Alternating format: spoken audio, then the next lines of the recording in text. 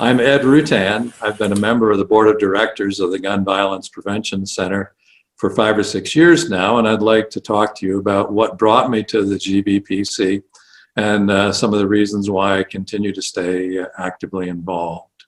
The Utah legislature has been way out of line in trying to strike a proper balance between public safety and the rights under the Second Amendment.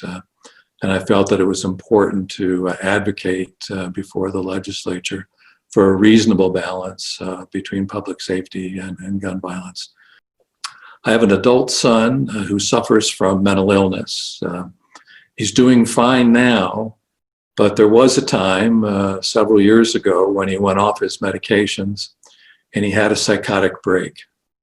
Those of you who are familiar with mental illness know how scary that can be when a family member gets into that sort of situation. He was living in an apartment, and one night, around 11 o'clock or so, he heard voices in the hall that were saying that they were going to kill him. And as a result of that, he ran out the back door. This is 11 o'clock at night, dark, and ran around the neighborhood for an hour or so. Again, because he was in the midst of a psychotic break, he was not thinking rationally. He did not go to the police department, which would have been the rational thing to do, to get help. He just ran around the neighborhood trying to get away from these people who were trying to kill him. So in running around the neighborhood, he found a house. He went around to the back of the house and threw a chair through the porch window.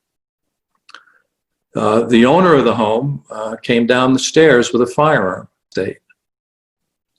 That person could have fired at my son because my son had broken the window and entered into the house.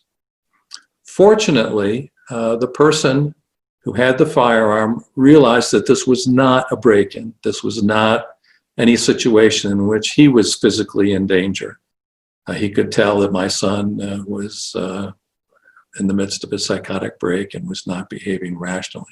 So he did not fire. He stand your ground. He could have fired without asking any questions, without feeling that he was in any danger whatsoever. He could have fired and taken my son's life just to protect the safety of his house when the safety of his house wasn't at all in risk.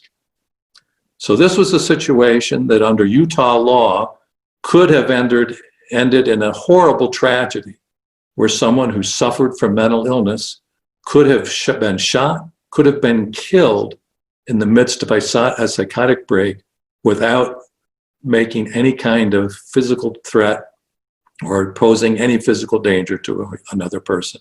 Fortunately, this individual read the situation correctly and did not use his firearm. Stand your ground has been proven nationwide to cause more deaths than to save lives. It's a dangerous doctrine.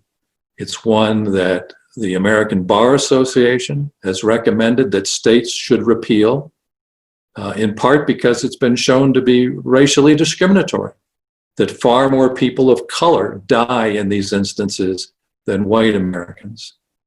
It's discriminatory and it's dangerous. A person who legally possesses a firearm does not possess the right to be a jury and decide whether a person is guilty and should die or not. I believe strongly that stand your ground should be repealed in Utah. No one has ever shown that it has had a positive impact in our state. And that's one of the reasons why I continue to be involved in the Gun Violence Prevention Center of Utah. Stand your ground is one of those instances where the legislature has given primacy to the Second Amendment and ignored the interests of public safety and preventing unnecessary injury and death. Hope you get interested in the Gun Violence Prevention Center. We're a very active group. You'll see us up on the Hill during the next legislative session, just like we've been during the preceding legislations. We'll be there doing our best to work towards a reasonable balance between rights of gun owners under the Second Amendment and public safety.